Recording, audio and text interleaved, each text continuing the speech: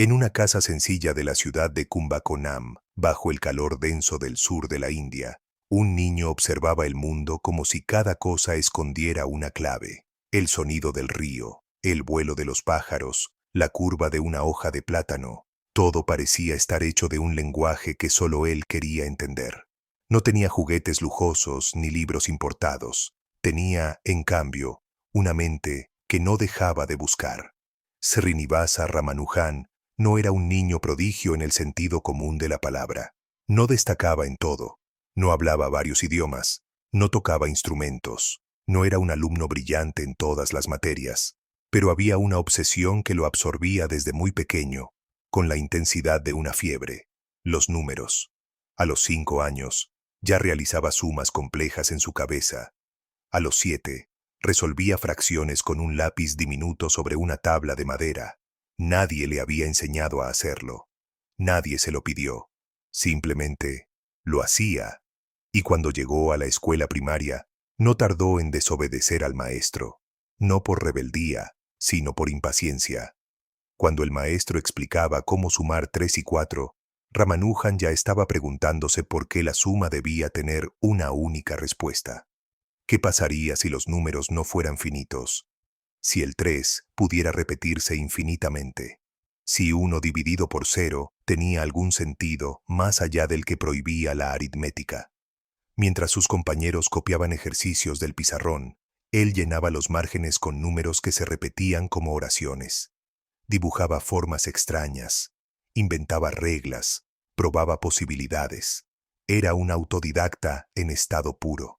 Y lo sería durante toda su infancia, no por elección, sino por necesidad.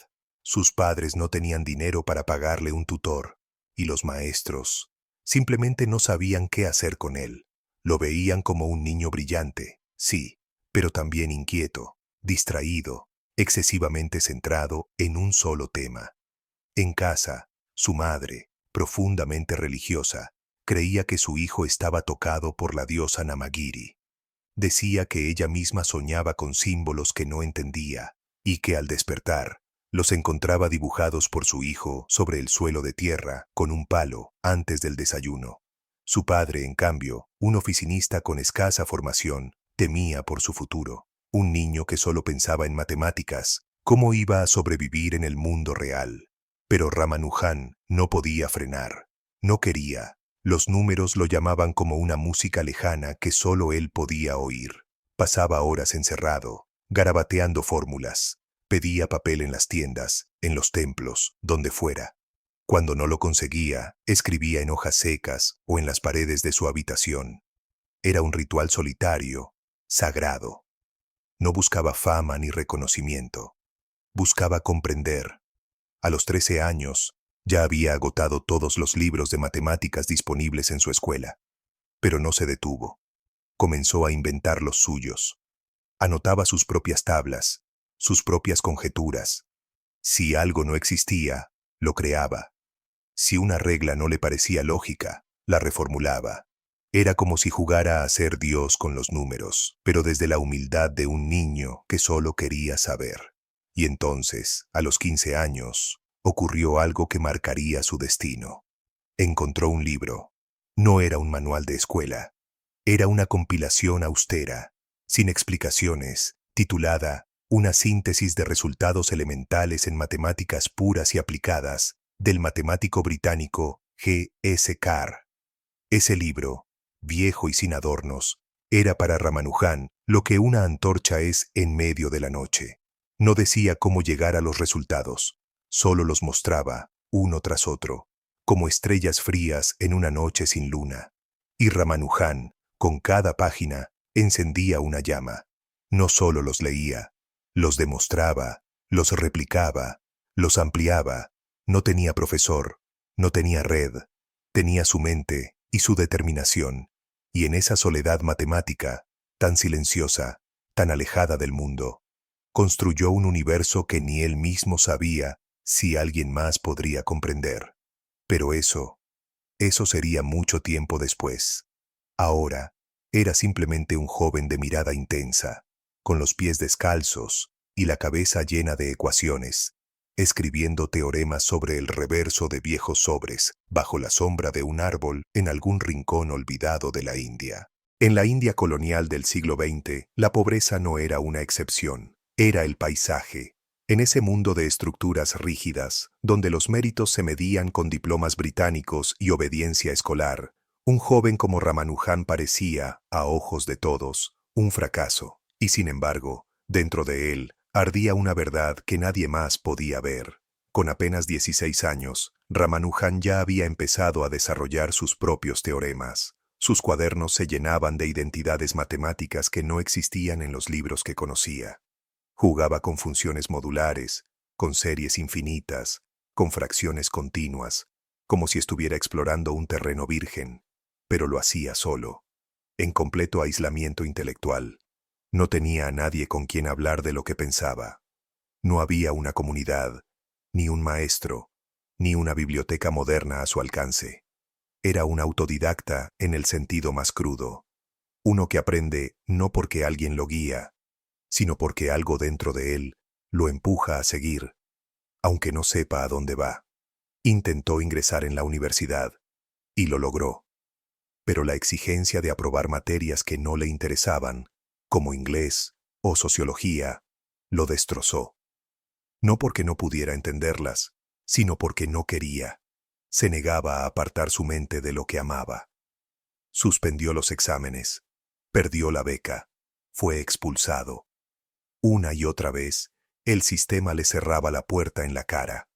Los amigos comenzaron a evitarlo. Los vecinos lo miraban con lástima. ¿Cómo podía un joven tan inteligente no sostener un trabajo ni completar los estudios?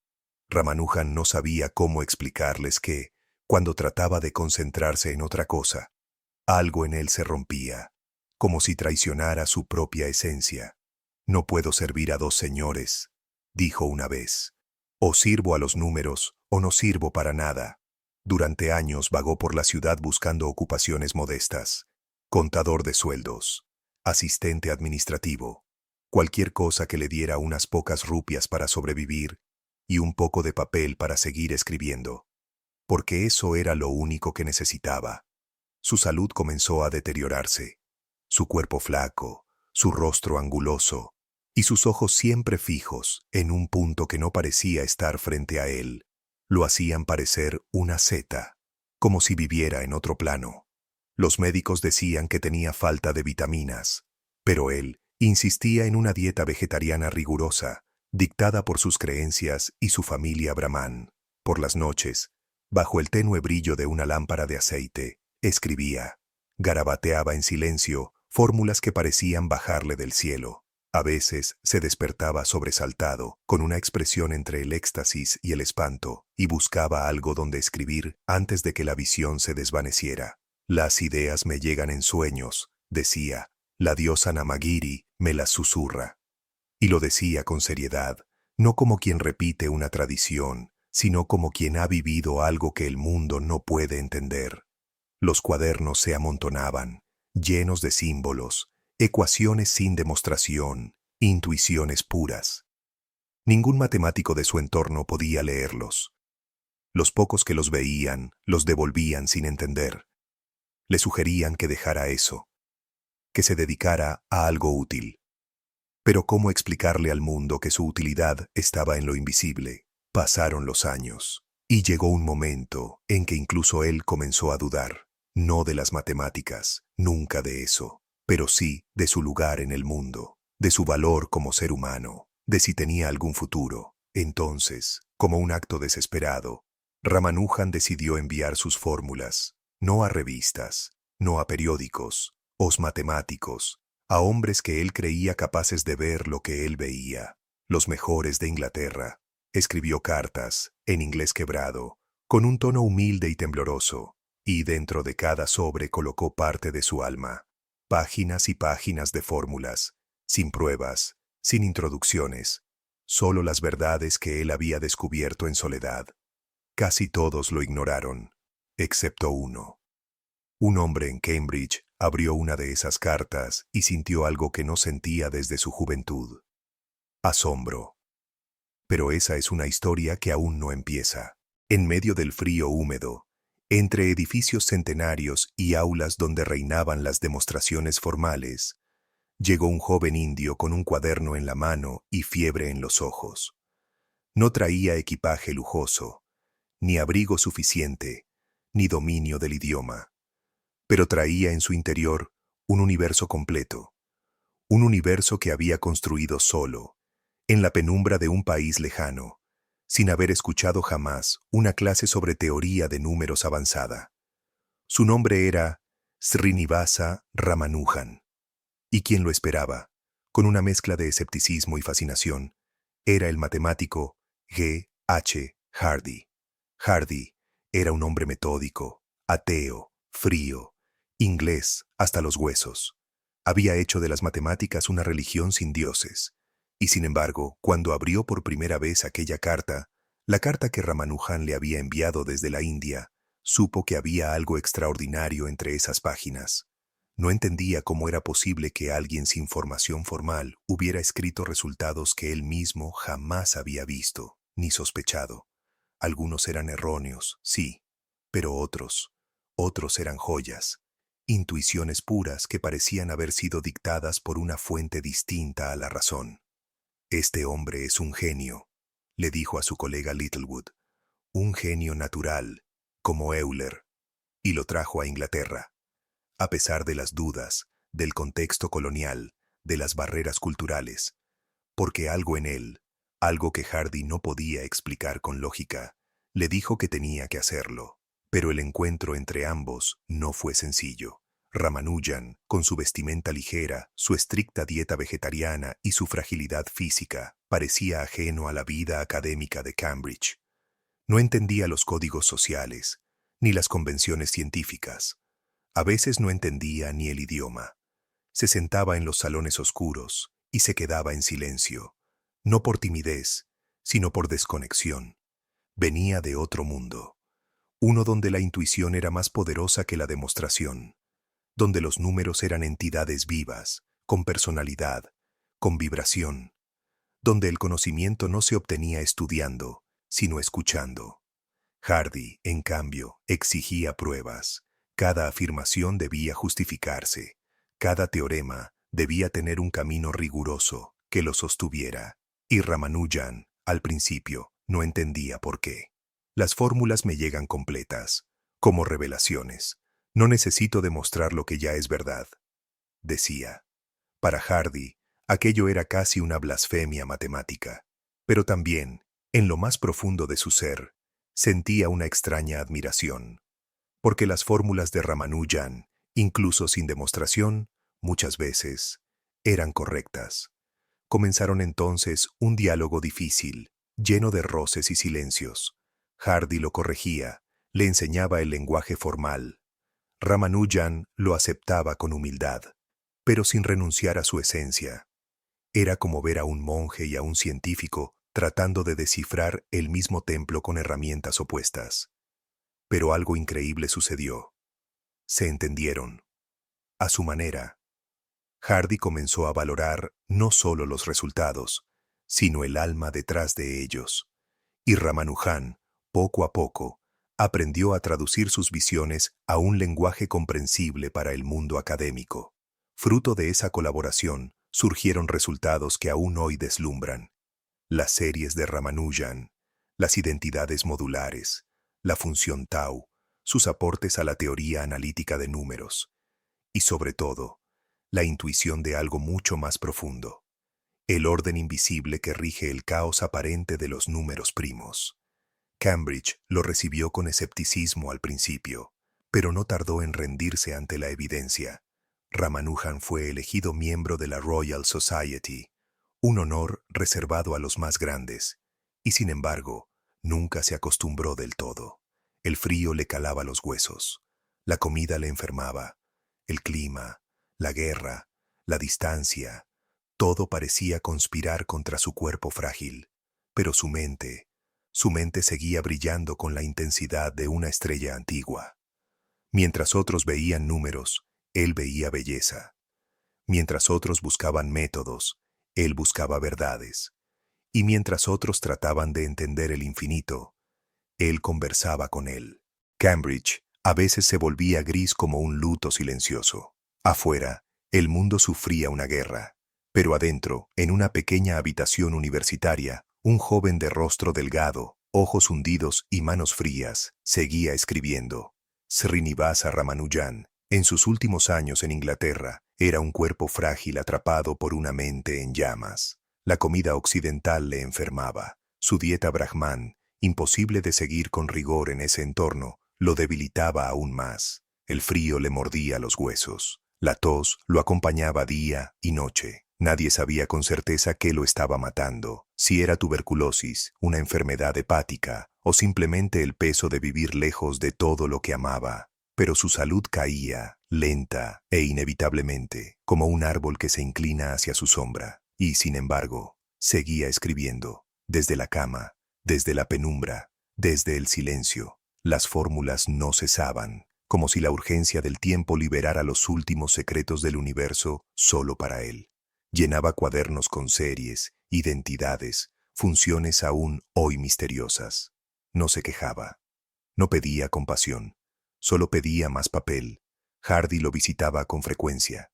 Lo animaba, lo cuidaba, le traía tinta y respeto. Y aún así, sentía que no podía hacer nada frente a aquella extraña tragedia. Ver cómo la mente más brillante que había conocido se apagaba en un lugar que nunca fue suyo. Ramanujan me parecía un cometa. Escribiría más tarde.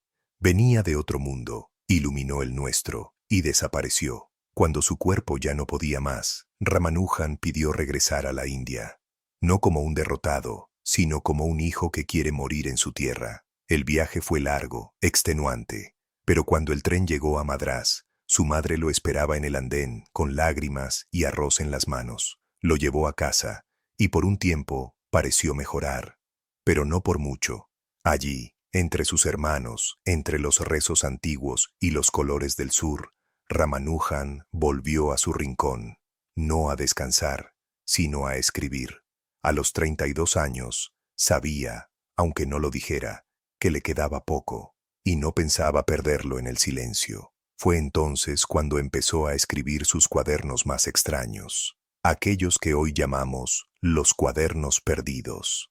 En ellos hay fórmulas que aún hoy los matemáticos no entienden del todo, series que anticiparon conceptos que no se formalizarían hasta décadas más tarde, relaciones ocultas entre funciones modulares que siguen generando papers y conjeturas en pleno siglo XXI. Pero para Ramanujan no era un acto académico, era una misión, un deber, como si la diosa Namagiri, aquella que le hablaba en sueños desde niño, le dictara los últimos versos de su poesía infinita. Los escribía sin demostrar, sin explicar, como visiones puras, innegociables, como si el tiempo no diera ya para la pedagogía, solo para el testimonio. Sus manos temblaban, su cuerpo fallaba, pero su mente era un templo encendido.